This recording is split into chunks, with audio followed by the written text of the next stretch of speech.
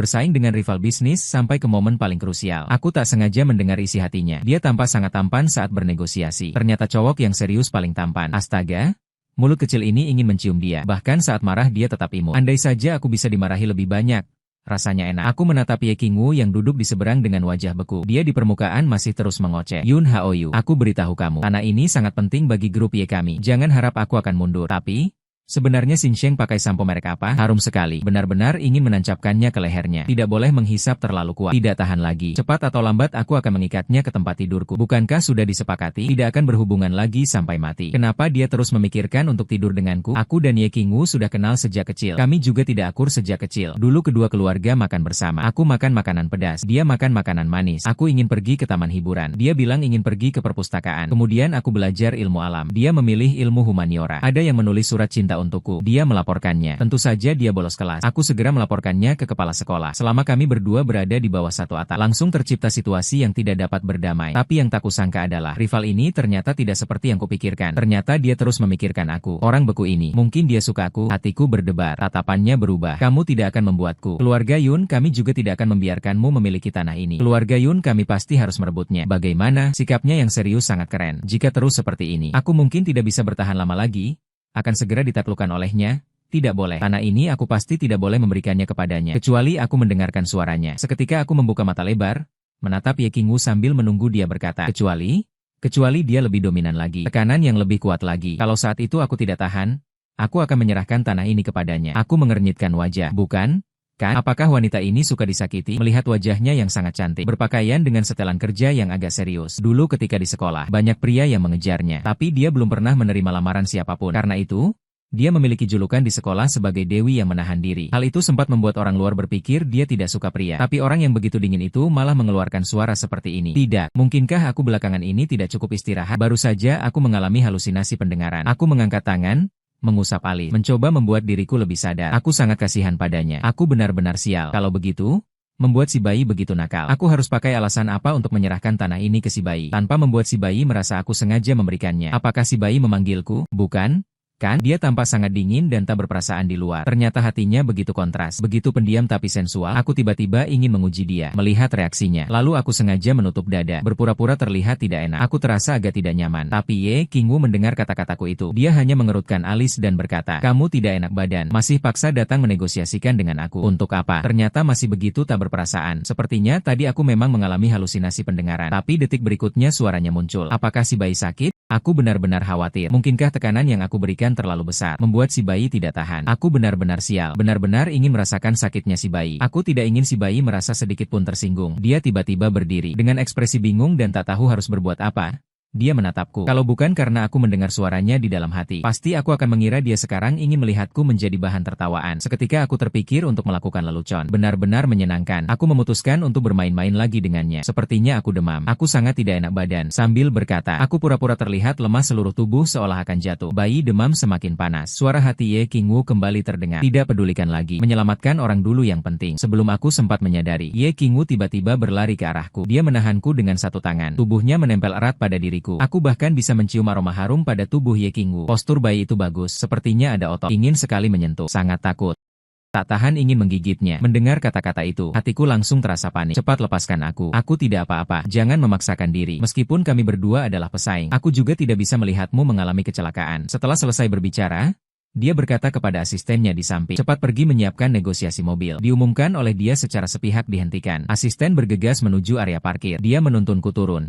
Di jalan, dia tetap memaksa mengemudi sendiri, tapi kemampuan mengemudinya buruk. Maka kami berkeliling goyang-goyang sampai ke rumah sakit. Perjalanan goyang itu membuat kepalaku pusing. Malam tadi, karena menyiapkan rencana negosiasi, aku tidak beristirahat dengan terkena goncangan seperti itu darinya. Aku berhasil mabuk perjalanan. Apakah dia sengaja membalas dendam padaku? Bayi menyalahkan aku. Aku tidak seharusnya memberi tekanan sebesar ini padamu. Kamu pasti baik-baik saja. Tunggu sampai kamu pulih dari demam kali ini. Aku langsung akan menyerahkan tanah itu kepadamu. Dia sambil mengemudi. Aku juga masih bisa mendengar suaranya. Demamnya sudah selesai. Langsung saja serahkan tanah itu kepadaku. Aku langsung terlintas ide. Karena begitu, jadi jangan salahkan aku kalau aku terus berakting sampai selesai. Kepalaku sakit sekali. Aku akan langsung mengantarmu ke rumah sakit. Sekitar Sekitar setengah jam kemudian, aku keluar dari rumah sakit. Dokter bilang aku tidak makan pagi ini. Ada sedikit hipoglikemia. Selain itu mungkin ada sedikit infeksi dingin. Ditambah begadang dan tadi mabuk perjalanan. Itu yang membuat tubuhku tidak nyaman. Dokter lagi menatap kami berdua dengan pandangan yang agak aneh. Kalian orang muda memang tidak memperhatikan kesehatan. Segala hal harus dibatasi. Anak laki-laki ini tampak cukup kuat, tapi sebenarnya agak lemah. Apa yang aku lakukan? Siapa yang bilang lemah? Aku cuma begadang semalam saja. Wah, dokter memang punya mata yang bagus. Sekali lihat sudah tahu aku dan bayi ini pasangan. Dokter seperti ini pasti punya keahlian medis yang tinggi. Aku lagi tak tahu harus berkata apa. Ini alur pikir apa? Memiliki mata yang bagus berarti punya keahlian medis yang baik. Kami akan memperhatikan dokter yang baik. Ye Qingwu menjawab. Berikan obat. Kalian bisa pulang dan istirahat. Dokter cepat menuliskan resep. Ye Qingwu mengambil resep dan meminta asisten mengambil obat. Aku menatap Ye Qingwu sambil menanyakan soal tanah itu. Aku belum selesai. Dia langsung dengan sikap serius. Dia berkata, melihat kamu begitu berusaha keras untuk tanah ini, aku bisa memberikannya kepadamu. Tapi harus menunggu kamu sembuh dulu. Selama waktu ini kamu harus istirahat dengan baik. Kalau tidak, urusan ini tidak dibicarakan. Sayang, aku melakukan ini demi kebaikanmu. Melihatmu sakit seperti itu, aku benar-benar merasa tidak enak badan. Kamu harus menepati kata-katamu. Aku bahkan punya rekaman sebagai bukti. Aku mengacungkan ponsel di depannya. Ye Qingwu melontarkan mata melotot ke arahku. Tenang saja, aku selalu menepati kata-kataku. Asistennya akan membawanya. Aku naik mobil Ye Qingwu, memintanya mengantarku pulang. Tapi mobil itu melaju ke depan sebentar. Aku rasa rutenya tidak tepat. Ini bukan jalan ke rumahku. Aku tahu kamu belum mengubah rute. Aku berkata dengan nada kesal. Tidak ada orang di rumahmu yang merawatmu. Lagi pula aku sudah bilang penyakitmu sudah sembuh. Baru kemudian aku bisa menyerahkan tanah itu kepadamu. Sebelum kamu sembuh, aku tidak akan melepaskanmu. Ye Qingwu berkata dengan tegas. Kenapa tidak ada yang merawat? Aku punya pengasuh.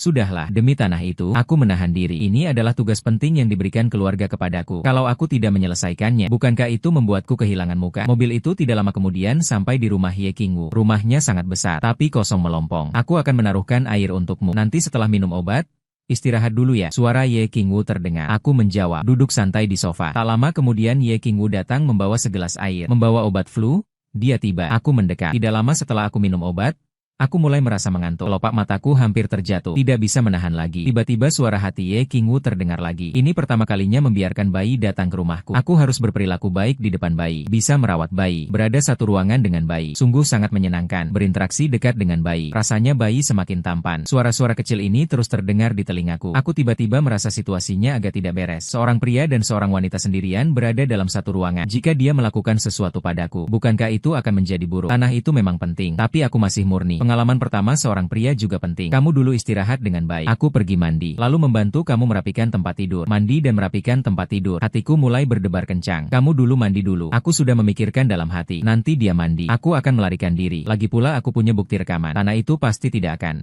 bersaing lagi denganku. Ye Qingwu berjalan menuju kamar mandi. Setelah memastikan dia sudah pergi, aku diam-diam bangkit, bersiap untuk keluar. Rumahnya masih agak besar. Berjalan ke pintu juga membutuhkan sedikit waktu. Apalagi aku tidak boleh membuat kebisingan, menarik perhatian Ye Qingwu. Jadi aku harus sangat hati-hati. Tapi aku tidak tahu kenapa. Mungkin karena tidak sarapan, atau karena meminum obat flu. Saat berjalan, aku tiba-tiba merasakan kaki terasa goyah. Hampir saja tubuhku tidak stabil, jatuh ke tanah. Aku cepat berusaha memegang sesuatu di sekitarku sebagai tumpuan. Tapi siapa sangka, tanganku segera menyentuh sesuatu yang lemah. Saat aku masih bingung, tiba-tiba terdengar suara di telingaku. Kamu mau menyentuh kemana? Kalimat itu langsung membuatku sadar. Aku memutar kepala lalu melihat Ye Qingwu. Entah kapan dia berada di sampingku. Aku melihat posisi tanganku. Cepat menarik kembali tanganku. Dia, saat ini sudah berganti pakaian. Pakaian menampakkan kaki panjang yang indah, tampak lurus dan putih. Bentuk tubuh ini sungguh luar biasa. Sudah jam berapa ini? Kenapa aku masih memikirkannya? Dan tadi, tanganku berada di mana? Sepertinya di paha. Detak jantungku tak bisa menahan.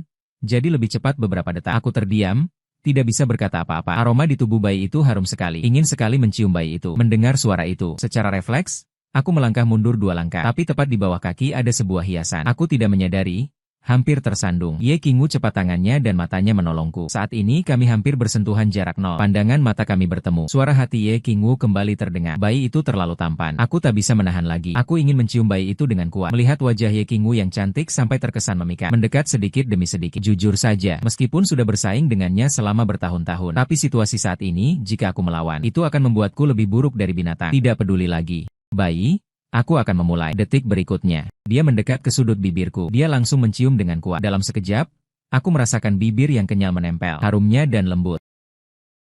Namun pada saat itu, di luar tiba-tiba terdengar ketukan pintu yang cepat, diikuti suara seorang pria.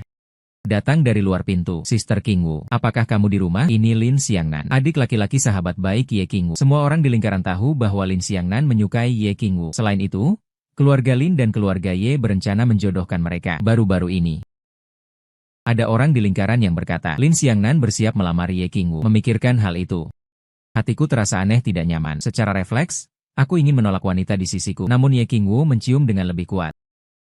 Dia memelilingi leherku dengan kedua tangannya. Bibir si bayi sangat lembut. Aku ingin mencium lagi. Suara kakak light dance, Lin Xiangnan, kembali terdengar. Sepertinya masih agak terburu-buruan. Aku agak kesal. Dengan tiba-tiba, aku mendorong Ye Qingwu. Dia terlihat agak garang, tapi di dalam hatinya sudah bergelora. Wah, si bayi mendorongku. Aku belum cukup mencium. Aku bilang, perempuan tidak boleh begitu inisiatif. Akhirnya si bayi membuatku takut. Aku agak tidak tahan mendengarnya lagi. Dengan wajah dingin, dia berkata, Ye Qingwu, kamu main-main dengan aku pakai omong-omong, setelah laut, itu apa? Ye Qingwu menatapku dengan wajah bingung. Kamu masih berpura-pura bodoh. Kamu bahkan sudah memanggil calon tunangamu. Sambil berkata, aku melihat ke arah pintu. Ye Qingwu langsung mengerti maksudku. Tapi dia tidak menjelaskannya kepadaku, meski hatinya penuh drama. Kenapa Lin Xiangnan ini begitu mengganggu? Akhirnya ada kesempatan untuk menghabiskan waktu sendiri dengan si bayi. Tapi dia malah mencari masalah di saat yang paling kritis. Setelah baru saja mendengar keluhannya, suara Lin Xiangnan kembali terdengar. Apa yang terjadi pada kakak light dance? Ye Qingwu pergi membuka pintu. Namun dia tidak lupa menarikku bersamanya. Wajahku berubah. Aku bertanya padanya, kenapa kamu? Ye Qingwu melirikku dengan pandangan datar. Kamu, seorang pria? Ada apa yang harus ditakuti? Jadi kamu takut? Aku berkata dengan tidak peduli. Siapa yang bilang aku takut? Aku hanya tidak ingin orang salah paham. Apakah kamu tidak takut tunangamu melihatmu bersama pria lain? Tidak senang? Tapi aku dan Lin Xiangnan ini memang tidak cocok. Beberapa hari lalu dia memperingatkanku untuk menjauh dari Ye Qingwu. Kalau tidak, dia akan membuat keluarga Yun bangkrut. Hari ini muncul di sini. Mungkin bukan kebetulan. Ye Qingwu dengan ekspresi tenang. Kenapa harus takut?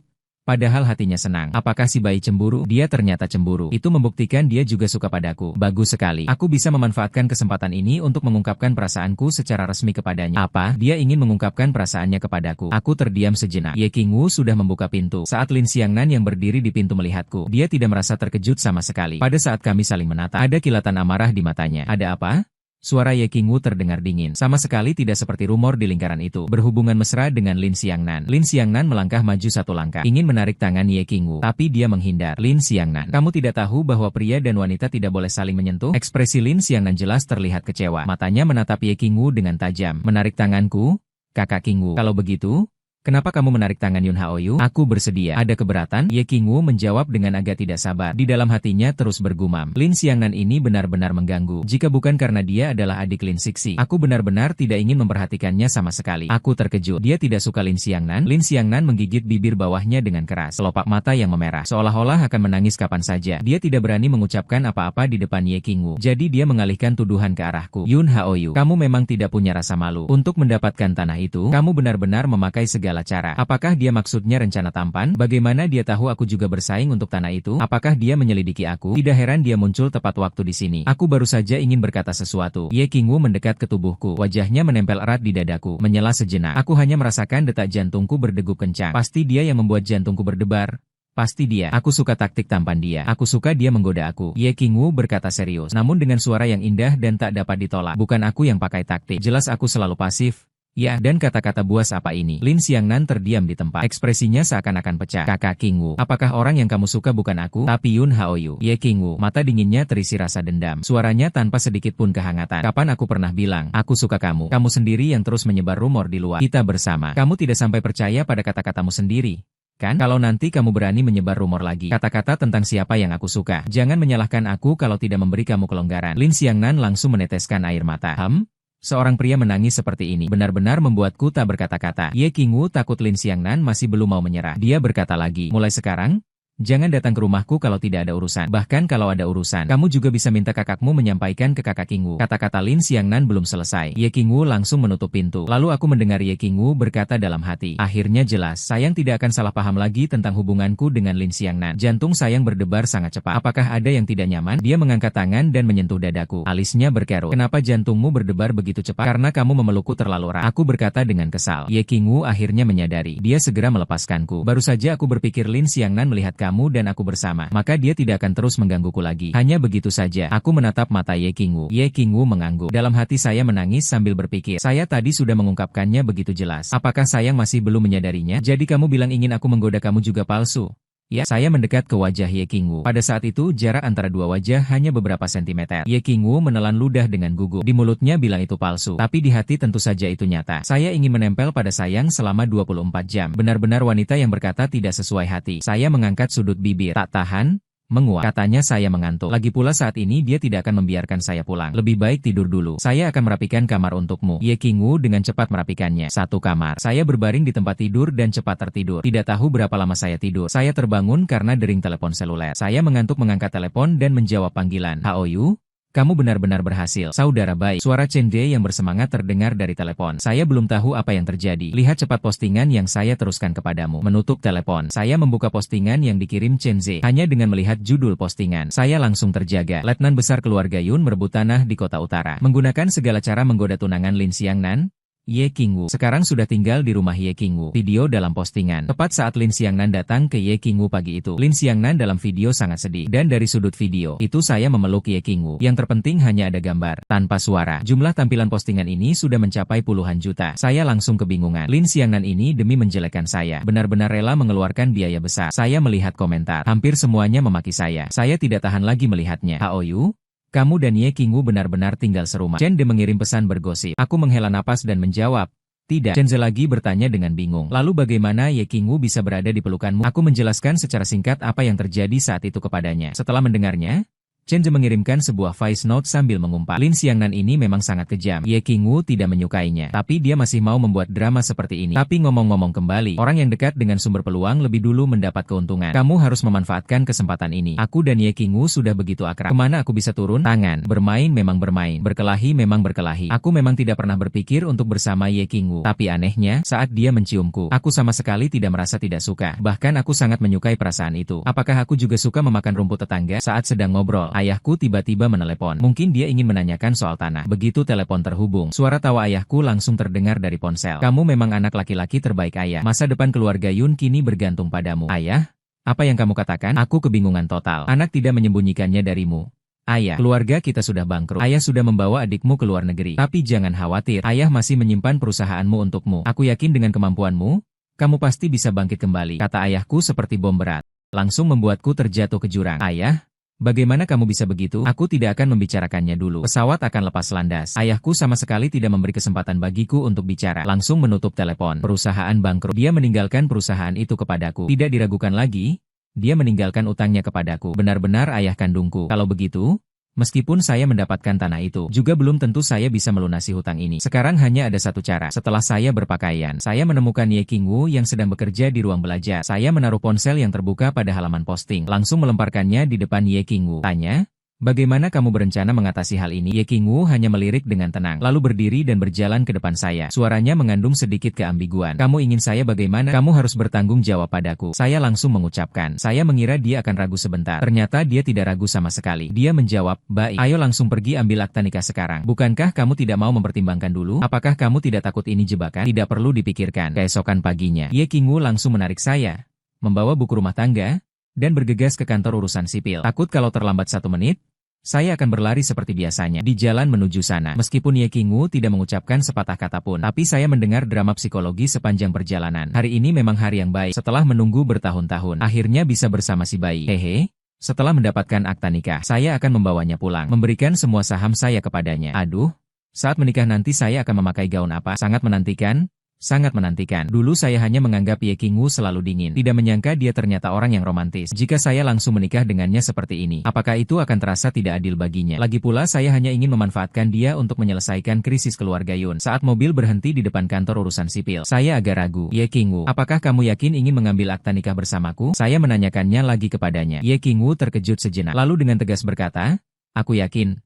Sayang, ini kenapa? Apakah kamu menyesal? Saya harus memberi pernyataan dulu. Keluarga Yun sudah bangkrut. Ayahku melarikan diri bersama adikku. Setelah kamu dan aku mengurus surat nikah, kita akan menanggung hutang besar. Aku berpikir setelah Ye Qingwu mengetahui tujuan sebenarnya, pasti dia akan menyesal. Ternyata dia langsung berkata, hutang besar, aku yang akan membayarnya. Apakah ini masih Ye Qingwu yang aku kenal? Benar-benar Dewi cinta murni. Kalau dia berada di urutan kedua, kurasa tidak ada yang berani jadi yang pertama. Begitulah, aku secara bingung mengurus surat nikah dengan Ye Qingwu. Hari setelah selesai mengurus surat nikah, Ye Qingwu langsung mengumumkan hubungan kami di internet. Dia juga mengunggah rekaman CCTV di depan pintu dari pagi kemarin, lalu menuntut Lin Xiangnan yang memposting fitnah tentangku. Meskipun dia bukan yang memposting, posting. Tapi netizen yang mengetahui kebenaran tidak membiarkannya. Sekarang orang yang dulu dicaci menjadi dia. Malam itu aku berbaring di tempat tidur sambil membaca komentar. Membuatku merasa lega. Tiba-tiba ada tubuh lembut yang mendekat kepadaku. Tanganku tak bisa berhenti gemetar. Telepon hampir jatuh ke wajahku. Itu aku yang masih belum sembuh dari flu. Sekarang kami sudah menjadi pasangan sah. Betul. Tapi untuk musuh bebuyutan sejak kecil ini, aku memang belum bisa melakukannya sekarang. Aku tahu hanya ingin memelukmu saat tidur. Suara Ye Qingwu terdengar perlahan di telingaku. Akhirnya bisa tidur berdekatan dengan suami. Sangat bahagia. Wah,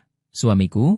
Tolong jangan tolak si bayi. Suamiku cepat sekali beralih menyebutku dari bayi menjadi suami. Jika menolak, tiba-tiba tidak bisa mengatakannya. Siapa yang bisa menolak bayi yang begitu imut dan penuh cinta ini? Kalau begitu, hanya bisa dipeluk saja. Baiklah.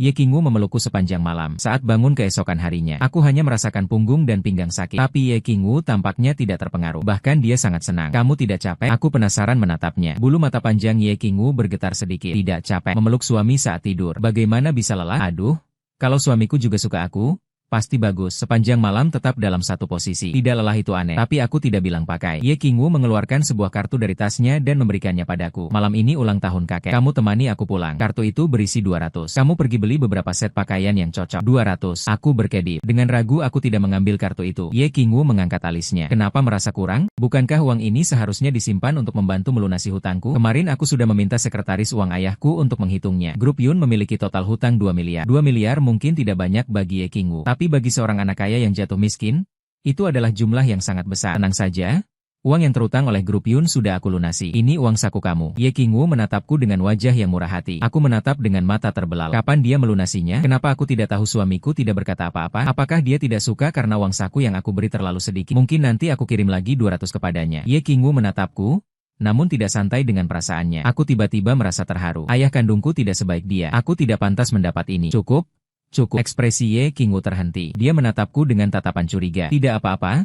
Terima kasih, istriku. Aku mengambil kartu itu dan mencium pipi Ye Qingwu. Meskipun wajah Ye Qingwu tidak menunjukkan banyak reaksi, namun hatinya sangat senang. Suamiku menciumku. Meskipun dia menciumku karena uang, tapi itu juga baik. Awalnya masih baik. Aku punya banyak uang. Kalau begitu, gunakan uang untuk mengikatnya erat di sisiku. Mendengar kata-kata hati Ye Qingwu, aku tak bisa menahan diri. Tertawa. Kenapa dia begitu menggemaskan? Setelah Ye Qingwu pergi kerja, aku pergi ke pusat perbelanjaan. Saat membeli pakaian, aku tertarik pada satu set pakaian pasangan. Langsung membelinya. Sambil itu, juga membeli hadiah untuk kakek Ye Qingwu. Meninggalkan fakta bahwa aku dan Ye Qingwu dulu adalah musuh bebuyutan. Pak Ye masih baik padaku. Sore itu, Ye Qingwu pulang kerja lebih awal. Sesampainya di rumah, melihat pakaian pasangan yang kupilih, tidak ada reaksi di wajahnya, tapi hatinya sangat senang. Suamiku ternyata membeli pakaian pasangan. Apakah dia suka padaku? Ini lebih menyenangkan daripada menutup bisnis bernilai miliaran. Aku sama sekali tidak menyadarinya. Ye Qingwu sudah memakai bajunya. Harus dikatakan, tubuhnya memang bagus. Baju ini di tubuhnya rasanya lebih bagus daripada di model. Kenapa kamu pakai itu? Baju ini kupilih untuk dipakai sendiri. Entahlah kenapa aku agak malu sekarang. Aku mengakui baju ini kupilih untuknya. Ye Qingwu mengerutkan alis dengan nada agak kecewa. Lalu kenapa kamu membeli 2 buah yang sama? Lagi pula baju ini jelas bukan ukuranmu. Aku tidak memperhatikannya saat itu. Nanti akan diubah. Bisa dipakai oleh Xiao Baiku. Xiao Bai adalah kucing peliharaanku. Ye Qingwu juga pernah melihatnya. Tapi dulu, setiap Xiao Bai melihatnya, dia akan menggeram. Jangan diubah lagi. Ya, Ye Qingwu memegang tanganku sambil bersikap manja. Aku juga bisa menjadi Xiao Bai Mu. Aku menatapnya dengan curiga. Meong meong meong. Ye Qingwu menggosok bahuku. Wanita ini memang sangat pintar. Ya, banyak omong, banyak masuk. Masih berpikir tentang cinta. Siapa yang tidak bingung? Ya, malam itu, Ye Qingwu membawaku kembali ke rumah lama keluarga Ye. Pesta ulang tahun Pak Ye dihadiri banyak orang. Ye Qingwu menarikku masuk ke aula. Karena kami berdua memakai pakaian pasangan. Berbanding dengan mereka yang memakai gaun formal. Gadis sosialita yang sudah berdandan rapi tampak tidak cocok. Tak lama, terdengar bisik-bisik di sekitarku. Bukankah itu Yun Haoyu? Katanya sudah mengurus akta nikah dengan Ye Qingwu. Sungguh tidak terlihat. Ternyata dia cukup hebat. Tapi memang dia lebih tampan daripada Lin Xiangnan itu. Lin Xiangnan sepertinya juga datang. Tidak tahu bagaimana kalau mereka bertemu. Akan seperti apa situasinya. Sebagian besar orang masih menonton seperti menonton pertunjukan. Ye Qingwu membawaku menemui kakek Ye. Saat baru sampai di pintu ruang belajar, aku langsung mendengar suara Lin Xiangnan. Kakek Ye, Yun Haoyu, sebenarnya tidak tulus terhadap kakak Qingwu. Dia menikahi kakak Qingwu hanya untuk membuatnya melunasi hutang keluarga Yun. Lin Xiangnan mulai merasa tersinggung sambil berkata, kakek Ye, Yun Haoyu, masih memfitnahku di internet. Dia mengira kakek Ye tidak online, jadi pasti tidak tahu tentang hal-hal di internet. Ternyata kakek Ye sudah mengetahuinya sejak lama. Hanya saja dia tidak mengungkapkannya. Ye Qingwu membuka pintu ruang belajar, masuk tanpa ekspresi. Lin Xiangnan dengan pitik mengusap air mata di sudut matanya. Dengan suara tercekik, dia memanggil, kakak Qingwu. Jangan panggil aku kakak. Itu menjijikan. Ye Qingwu menatap dingin wajah Lin Xiangnan. Melihat ke arah kakek Ye. Wajah kakek Ye yang semula suram. Lalu muncul senyum tipis. Qingwu Haoyu, kalian datang ya. Meskipun bukan pertama kali bertemu kakek Ye. Tapi sekarang datang dengan status menantu perempuan cucunya. Jujur agak malu. Aku berjalan ke sana dan menyerahkan hadiah yang dibeli kepada kakeknya. Ini hadiah yang aku pilih khusus untukmu. Semoga kamu suka. Kakek Ye menerima hadiah itu. Tersenyum lebar sampai mulut tak bisa tertutup. Selama itu darimu? Kakek suka semuanya. Lin Xiangnan yang berdiri di samping, melihat perubahan sikap kakek Ye yang tiba-tiba. Wajahnya menjadi lebih kusam. Bibir bawah hampir tergores sampai berdarah. Aku juga tidak menyangka sikap kakek Ye padaku akan begitu baik. Sedikit terkejut dan tersanjung. Kakek? Aku pikir kamu akan menentang aku bersama Qingwu. Kenapa harus menentang anak ini? Aku sudah suka sejak kecil. Sudah lama ingin menjadikanmu menantu perempuan keluarga Ye. Sekarang melihat kalian bersama, aku benar-benar senang untuk kalian. Pandangan kakek Ye pada saya penuh dengan suka. Ini sangat berbeda dengan tatapan dia tadi pada Lin Xiangnan. Hatiku penuh kebingungan. Dulu ketika kecil, saya dan Ye Qingwu adalah musuh bebuyutan. Orang tua kedua keluarga itu memang tahu. Namun kakek Ye berkata bahwa sejak kecil dia sudah menyukai saya. Kakek Ye, Lin Xiangnan langsung merasa lebih tersinggung. Kamu harus percaya apa yang saya katakan. Bahkan jika kamu tidak mempercayai apa yang Lin Haoyu lakukan pada kakak Qingwu dulu, kamu juga tahu. Tentu saja saya tahu. Saat kakek Ye menatap Lin Xiangnan, tatapannya menjadi dingin. Anak Haoyu memang agak nakal, tapi sifatnya tidak buruk. Tidak seperti beberapa orang yang tampak tidak berbahaya. Padahal mereka sangat licik. Kata-kata kakek Ye itu jelas menyinggung Lin Xiangnan. Meskipun Lin Xiangnan sangat bodoh, situasi ini tidak mungkin tidak tersadar. Dia masih punya banyak hal yang ingin dikatakan. Tapi saat ini semuanya terjebak di tenggorokannya. Tidak bisa mengucapkannya. Jika terus melanjutkan, bukankah itu akan mempermalukan diri sendiri? Lin Xiangnan menggigit giginya. Mungkin dia merasa tidak punya muka. Tetap berada di sini. Dengan enggan berkata, kakek Ye, kakak Qingwu, kalau begitu, saya akan keluar dulu. Tidak ada yang memperhatikannya. Saya menemani kakek Ye berbicara cukup lama. Dari mulutnya saya mengetahui, Ye Qingwu sudah menyukai saya sejak lama. Namun Ye Qingwu tetap menolak mengaku. Acara pesta ulang tahun selesai. Kembali ke rumah. Ye Qingwu keluar dari kamar mandi setelah mandi. Saya dengan sengaja memeluknya. Ada sekilas kejutan di matanya. Suamiku tiba-tiba memelukku. Ada apa? Namun wajahnya tetap tenang. Saya menatap matanya. Dengan setiap kata, saya bertanya, jujur, kapan kamu mulai menyukainya aku? Tidak ingat lagi. Ye Qingwu menjawab dengan tenang. Sinseng malah mengkhianatinya. Sebenarnya, sejak pertama kali melihat suamiku, aku langsung menyukainya. Jadi aku terus berseteru dengannya. Ingin menarik perhatiannya. Tapi kalau aku langsung memberitahunya, dia pasti akan menganggapku sangat aneh. Aku mendekat ke telinganya dan berkata pelan. Aku bisa mendengar suaramu di dalam hati. Loh, jadi kamu tidak bisa menipuku, benarkah? Ye Qingwu menatapku dengan setengah percaya setengah ragu. Aku memberi ciuman lembut di wajahnya. Dia tertawa. Tentu saja itu benar. Jadi di masa depan, jangan pernah menipuku. Ya, Ye Qingwu mengangkatku dengan satu pelukan. Aku belum sempat mencintaimu. Bagaimana aku bisa menipumu?